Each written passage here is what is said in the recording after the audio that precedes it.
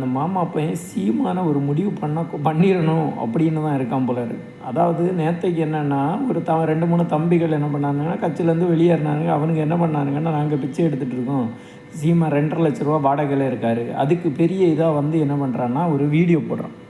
சரி, வீடியோ என்னன்னு பார்த்தா சீமா அண்ணன் திரள் நிதியில் 5 காசு கூட எடுக்கிறது கிடையாது, அவருக்கு மனைவி அப்படி மனைவிக்கு அங்கே சொத்து இருக்குது இங்கே சொத்து இருக்குது அப்படின்னு. கடைசியில் டாக்குமெண்ட்ரி எடுத்து பார்த்தா போன தேர்தலில் சீமான் மனைவியோட சொத்து 6,5 லட்சம், ஆண்டுக்கு ஒரு வருஷத்துக்கு 6,5 லட்சம்.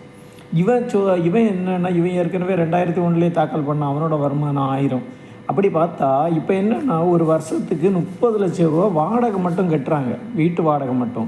அதுக்கு அடுத்து வீட்டுக்கு எதிர்த்தாப்பில் இருக்க சொத்துக்கு வாடகை எல்லாம் சேர்த்து இப்போ பார்த்தா ஒரு 90 லட்ச ரூபா எக்ஸ்ட்ரா வருது வருமானத்தை விட.